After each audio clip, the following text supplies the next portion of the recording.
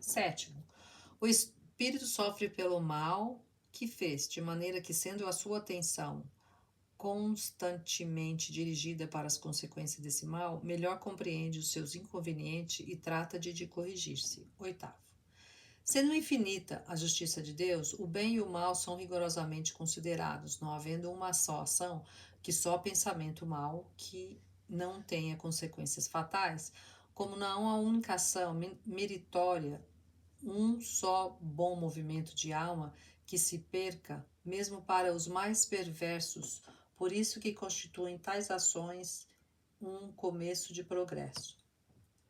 Nono, toda falta cometida, todo mal realizado é uma dívida contraída que deverá ser paga. Se o não for em uma existência, sê-lo-á na seguinte ou seguintes, porque todas as existências são solidárias entre si. Aquele que se quita numa existência não terá necessidade de pagar segunda vez. Décimo, o espírito sofre, quer no mundo corporal, quer no espiritual, a consequência de suas imperfeições. As misérias, as vicissitudes padecidas na vida corpórea são oriundas de nossas imperfeições. São expiações de faltas cometidas na presente ou em procedentes existências.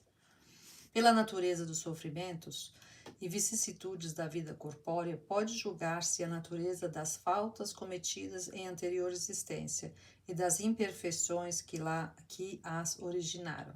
11º. A expiação varia segundo a natureza e gravidade da falta, podendo, portanto, a mesma falta determinar expiações diversas, conforme as circunstâncias, atenuantes ou agravantes em que for cometida. 12º. Não há regra absoluta nem uniforme quanto à natureza e duração do castigo. A única lei geral é que toda falta terá punição e terá recompensa todo ato meritório, segundo o seu valor. 13º. A duração do castigo depende da melhoria do espírito culpado. Nenhuma condenação por tempo determinado lhe é prescrita. O que Deus exige por termo de sofrimentos é um melhoramento sério, efetivo, sincero, de volta ao bem. Deste modo, o espírito é sempre o árbitro da própria sorte, podendo prolongar os sofrimentos pela pertinácia do mal ou suavizá-los em anulá-los pela prática do bem. Uma condenação por tempo predeterminado teria o duplo inconveniente de continuar o martírio do espírito renegado ou de libertá-lo do sofrimento quando ainda permanecesse no mal. Ora, Deus, que é justo, só pune o mal enquanto existe e deixa de o punir quando não existe mais. Nota de rodapé 42 de Allan Kardec. Veja capítulo 6, item 25, citação de Ezequiel. Por outra, ou mal moral, sendo por si mesmo causa de sofrimento, fará este durar enquanto substituir aquele, ou diminuirá de intensidade à medida que ele decresça. 14º.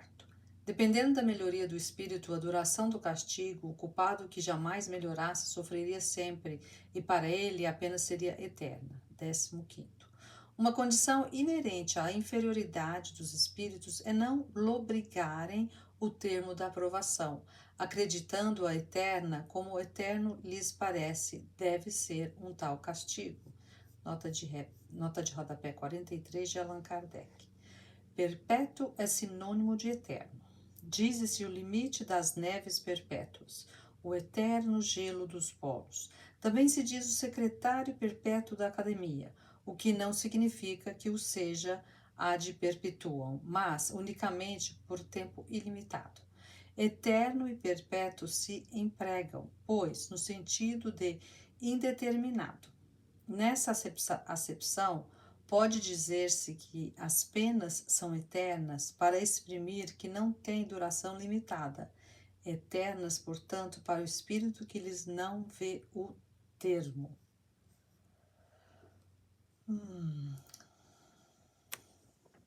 Item 16. O arrependimento, conquanto seja o primeiro passo para a regeneração, não basta por si só, são precisas a expiação e a reparação. Arrependimento, expiação e reparação constituem, portanto, as 3 condições necessárias para apagar os traços de uma falta e suas consequências. O arrependimento suaviza os travos da expiação, abrindo pela esperança o caminho da reabilitação. Só a reparação, contudo, pode anular o efeito, destruindo-lhe a causa. Do contrário, o perdão seria uma graça, não uma anulação. 17º. O arrependimento pode dar-se por toda parte e em qualquer tempo. Se for tarde, porém, o culpado sofre por mais tempo. Até que os últimos vestígios da falta desapareçam, a expiação consiste nos sofrimentos físicos e morais que lhe são consequentes, seja na vida atual, seja na vida espiritual após a morte ou ainda em nova existência corporal. A reparação consiste em fazer o bem àqueles a quem se havia feito o mal. Quem não repara os seus erros numa existência por fraqueza ou má vontade, achar-se-á numa existência ulterior em contato com as mesmas pessoas que de si tiverem queixas e em condições voluntariamente escolhidas, de modo a demonstrar-lhes reconhecimento e fazer-lhes tanto bem quanto mal lhes tenha feito. Nem todas as faltas acarretam prejuízo direto e efetivo. Em tais casos, a reparação se opera, fazendo-se o que se deveria fazer e foi descurado, cumprindo os deveres desprezados, as missões não preenchidas, praticando o bem em compensação ao mal praticado, isto é, tornando-se humilde se for orgulhoso, amável se foi austero, caridoso se foi egoísta, benigno se foi perverso, laborioso se foi ocioso, útil se foi inútil, frugal se foi intemperante, trocando em suma por bons os maus exemplos perpetrados. E desse modo progride o espírito, aproveitando-se do próprio passado. Nota de rodapé 44 de Allan Kardec. A necessidade da reparação é um princípio de rigorosa justiça que se pode considerar verdadeira lei de reabilitação moral dos espíritos. Entretanto, essa doutrina religião alguma ainda a proclamou. Algumas pessoas repelem-na porque acham mais cômodo o poder quitarem-se das más ações por um simples arrependimento que não custa mais que palavras por meio de algumas fórmulas.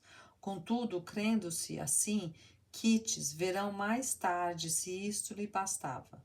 Nós poderíamos perguntar se esse princípio não é consagrado pela lei humana e se a justiça divina pode ser inferior a nossos homens. E mais, se essas leis se dariam por desafrontadas, desde que o indivíduo que as transgredisse por abuso de confiança se limitasse a dizer que as respeita infinitamente. Por que hão de vacilar tais pessoas perante uma obrigação que todo homem honesto se impõe como dever, segundo o grau de suas forças? Quando essa perspectiva de reparação for inculcada na crença das massas, será um outro freio aos seus desmandos, e bem mais poderosos que o inferno e respectivas penas eternas, visto como interessa a vida em sua plena atualidade, podendo o homem compreender a procedência das circunstâncias que a tornam penosa ou a sua verdadeira situação. Item 18. Os espíritos imperfeitos são excluídos dos mundos felizes, cuja harmonia perturbariam. Ficam nos mundos inferiores a expiarem as suas faltas pelas tribulações da vida e purificando-se das suas imperfeições até que mereçam a encarnação em mundos mais elevados, mais adiantados moral e fisicamente. Se pode conceber um lugar circunscrito de castigo, tal lugar é, sem dúvida, nesses mundos de expiação, em torno dos quais pululam espíritos imperfeitos, desencarnados à espera de novas existências que lhes permitam reparar o mal, auxiliando-os no progresso. 19. Como o espírito tem sempre o livre-arbítrio, o progresso por vezes se lhe torna lento e tenaz a sua obstinação do mal. Nesse estado pode persistir anos e séculos, vindo por fim um momento em que a sua contumácia se modifica pelo sofrimento e, a despeito da sua jactância, reconhece o poder superior que o domina. Então, desde que se manifestam os primeiros vislumbres de arrependimento, Deus lhes faz entrever a esperança. Nem há espírito incapaz de nunca progredir, votado à eterna inferioridade, o que seria a negação da lei de progresso que providencialmente rege todas as criaturas. O Inferno, primeira parte, capítulo 7, Princípios da doutrina espírita sobre as penas futuras. A doutrina espírita, no que respeita às penas futuras, não se baseia numa teoria preconcebida. Não é um sistema substituindo outro sistema. Em tudo, ela se apoia nas observações e são estas que lhe dão plena autoridade. Ninguém jamais imaginou que as almas, depois da morte, se encontrariam em tais ou quais condições. São elas mesmas, almas, partidas da terra, que nos veem hoje iniciar nos mistérios da vida futura, descrever-nos sua situação feliz ou desgraçada, as impressões, a transformação pela morte do corpo, completando em uma palavra os ensinamentos do Cristo sobre este ponto. Preciso é afirmar que se não trata, nesse caso, das revelações de um só espírito, o qual poderia ver as coisas do seu ponto de vista sob um só aspecto, ainda dominado por terrenos prejuízos. Tampouco se trata de uma revelação feita exclusivamente a um indivíduo que pudesse deixar-se levar pelas aparências, ou de uma visão estática suscetível de ilusões, e não passando muitas vezes de reflexo de uma imaginação exaltada. Nota de rodapé 41. Nota de Allan Kardec, vede capítulo 6, item 7, e o Livro dos Espíritos, questões 443 e 444. Trata-se, sim, de inúmeros exemplos fornecidos por espíritos de todas as categorias, desde os mais elevados aos mais inferiores da escala, por intermédio de outros tantos auxiliares médiuns disseminados pelo mundo, de sorte que a revelação deixa de ser privilégio de alguém, pois todos podem prová-la, observando-a sem obrigar-se à crença pela crença de outrem. Código Penal da Vida Futura. O Espiritismo não vem, pois, como autoridade privada, formular um código de fantasia. A sua lei, no que respeita ao futuro da alma, deduzida das observações do fato, pode resumir-se nos seguintes pontos. Primeiro, a alma ou espírito sofre na vida espiritual as consequências de todas as imperfeições que não conseguiu corrigir na vida corporal. O seu estado, feliz ou desgraçado, é inerente ao seu grau de pureza ou impureza. Segundo, a completa felicidade prende-se à perfeição, isto é, à purificação completa do espírito. Toda imperfeição é, por sua vez, causa de sofrimento e de privação de gozo, do mesmo modo que toda perfeição adquirida é fonte de gozo e atenuante de sofrimentos. Terceiro, não há uma única imperfeição da alma que não importe funestas e inevitáveis consequências, como não há uma só qualidade boa que não seja fonte de um gozo. A soma das penas é, assim, proporcionada à soma das imperfeições, como a dos gozos proporcionada à das qualidades. A alma que tem 10 imperfeições, por exemplo, sofre mais do que a que tem 3 ou 4, e quando dessas 10 imperfeições não lhe restar mais que metade ou um quarto, menos sofrerá. De todo extintas, então a alma será perfeitamente feliz. Também na terra, que tem muitas moléstias sofre mais do que quem tenha apenas uma ou nenhuma. Pela mesma razão, a alma que possui 10 perfeições tem mais gozos do que outra, menos rica de boas qualidades. Quarto, em virtude da lei do progresso que dá a toda a alma a possibilidade de adquirir o bem que lhe falta, como de despojar-se do que tem de mal conforme o esforço e vontade próprios, temos que o futuro é aberto a todas as criaturas. Deus não repudia nenhum de seus filhos, antes recebe-os em seu seio à medida que atingem a perfeição, deixando a cada qual o mérito das suas obras. Quinto, dependente o sofrimento da imperfeição, como o gozo da perfeição, a alma traz consigo o próprio castigo ou prêmio, onde quer que se encontre, sem necessidade de lugar circunscrito.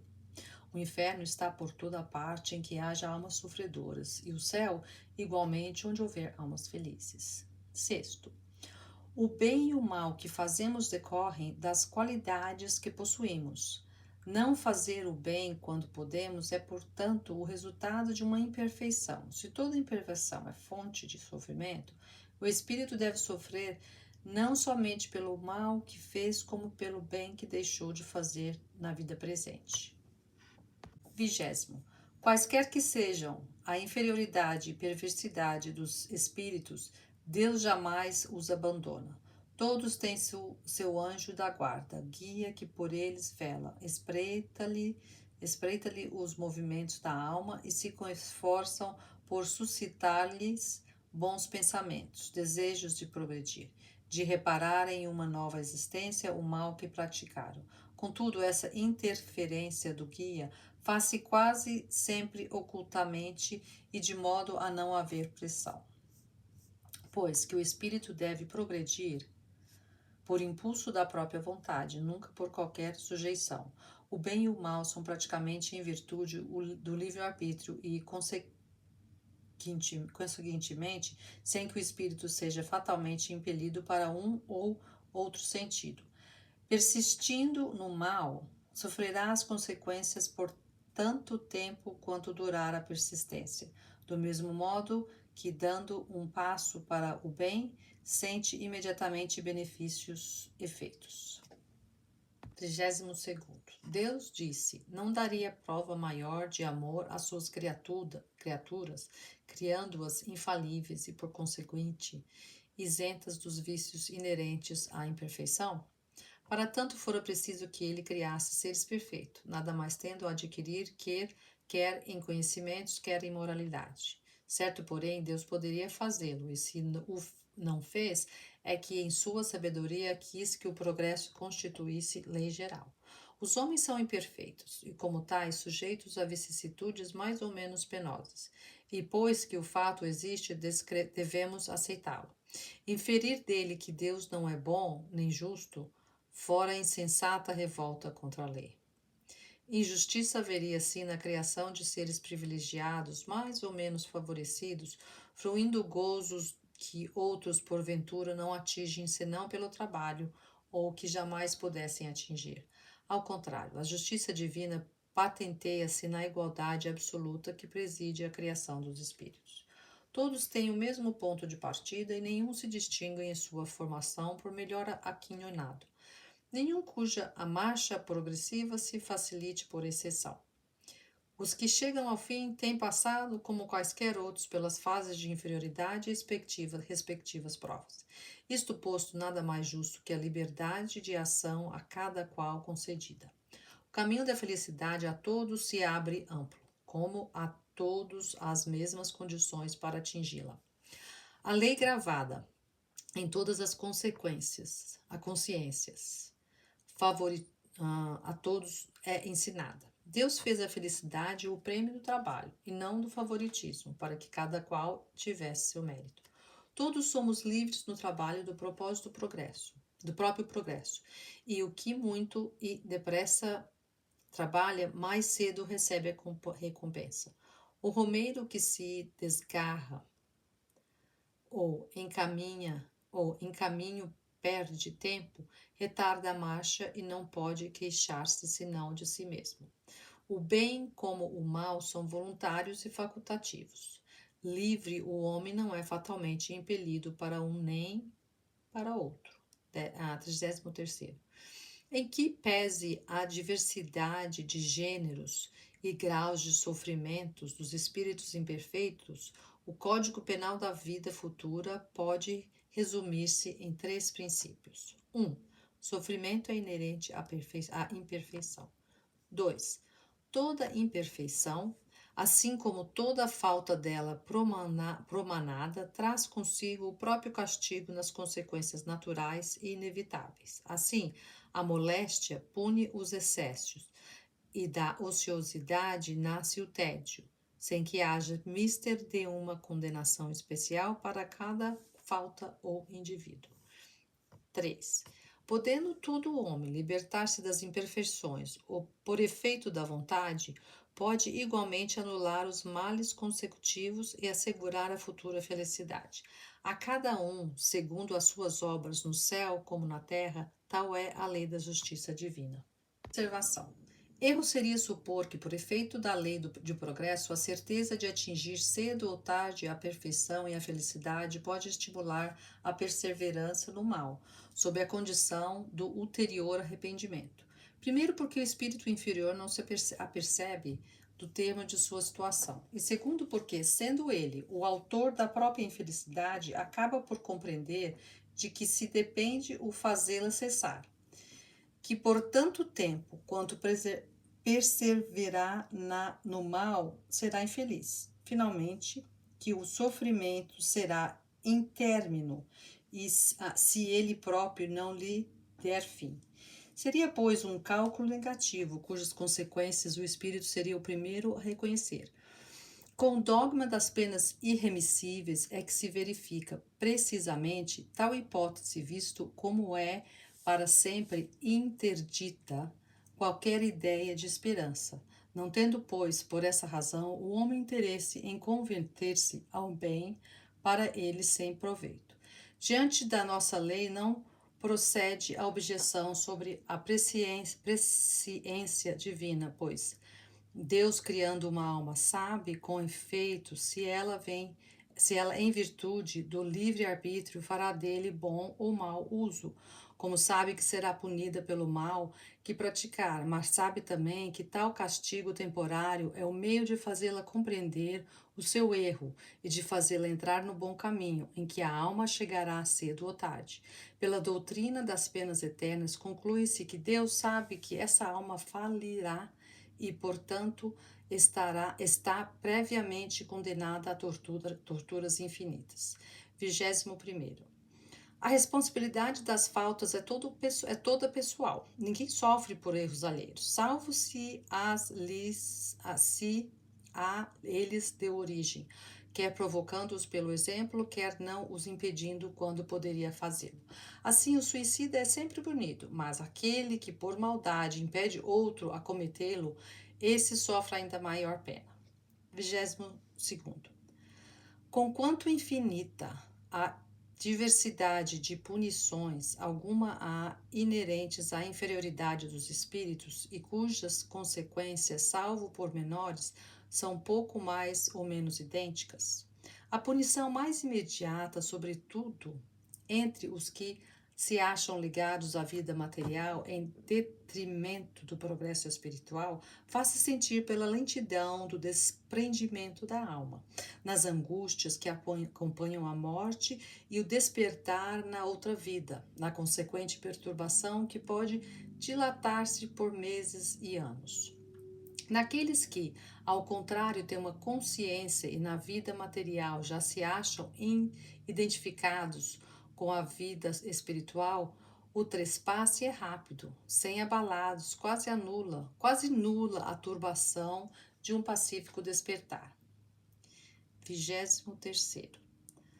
Um fenômeno muito infrequente entre os espíritos de cerca inferioridade moral é o acreditarem-se ainda vivos, podendo esta ilusão prolongar-se por muitos anos, durante os quais eles experimentarão todas as necessidades, todos os tormentos e perplexidades da vida. 24. Para o criminoso, a presença incessante das vítimas e das circunstâncias do crime é um suplício cruel. 25. Espíritos há mergulhados em densa treva. Outros se encontram em absoluto insulamento no espaço, atormentados pela ignorância da sua própria posição, como da sorte que os aguarda. Os mais culpados padecem torturas muito mais pungentes por não lhes entreverem um termo. Alguns são privados de ver os seres queridos e todos geralmente passam com intensidade relativa pelos males, pelas dores e privações que ao trem ocasionaram.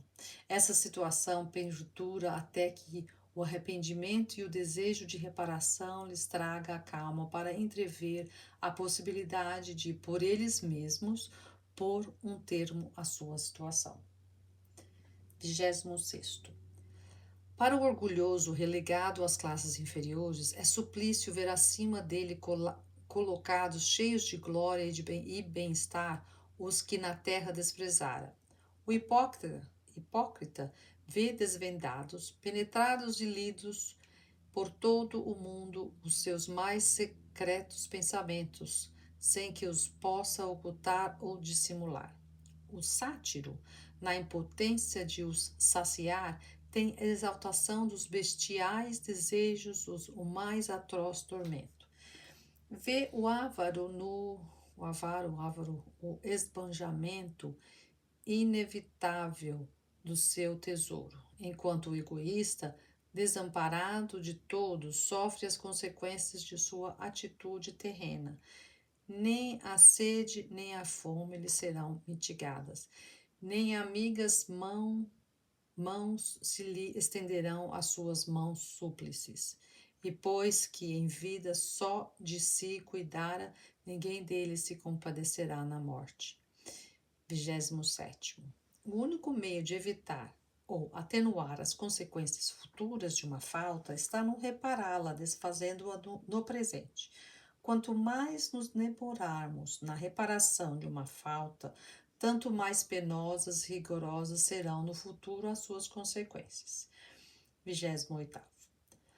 A situação do espírito no mundo espiritual não é outra senão a por si mesmo preparada na vida corpórea. Mais tarde, outra encarnação se lhe faculta para novas provas de expiação e reparação, com maior ou menor proveito, dependentes do seu livre-arbítrio. E se ele não se corrige, terá sempre uma missão a recomeçar, sempre e sempre mais acerba, de sorte que pode dizer-se que aquele que muito sofre na terra, muito tinha a expiar, e os que gozam uma felicidade aparente em que pesem os seus vícios e inutilidades, pagá-la-ão muito caro em ulterior existência. Nesse sentido foi que Jesus disse: bem-aventurados os aflitos, porque serão consolados. O Evangelho segundo o Espiritismo, capítulo 5. 29. Certo, a misericórdia de Deus é infinita, mas não é cega. O culpado que ela atinge não fica exonerado, e enquanto não houver satisfeito a justiça, sofre a consequência dos seus erros. Por infinita misericórdia, devemos ter que Deus não é inexorável, deixando sempre viável o caminho da redenção. 30. Subordinadas ao arrependimento e reparação dependentes da vontade humana, as penas por temporárias constituem concomitantemente castigos e remédios auxiliares à cura do mal. Os espíritos em prova não são, pois, quais galés, por certo tempo condenados, mas como doentes de hospital sofrendo de moléstias resultantes da própria incúria, a compadecerem-se com meios curativos mais ou menos dolorosos que a moléstia reclama, esperando alta, tanto mais pronta quanto mais estritamente observadas as prescrições do solícito médico assistente. Se os doentes, pelo próprio descuido de si mesmos, prolongam a enfermidade, o médico nada tem a ver com isso. 31º. As penas que o espírito experimenta na vida espiritual ajuntam-se às da vida corpórea, que são consequentes a imperfeições do homem, às suas paixões, ao mau uso de suas faculdades e à expiação de presentes e passadas faltas. É na vida corpórea que o espírito repara o mal de anteriores existências, pondo em prática resoluções tomadas na vida espiritual. Assim se explicam as misérias e vicissitudes mundanas que, à primeira vista, parecem não ter razão de ser. Justas são elas, no entanto, como espólio do passado, herança que serve à nossa romagem para a perfectibilidade. Item 40, a nota de Allan Kardec, número 45. Vede primeira parte, capítulo 5, o Purgatório, item 3 e seguintes, e após segunda parte, capítulo 8, Expiações terrestres. Veja também o Evangelho segundo o Espiritismo, capítulo 5, Bem-aventurados os aflitos.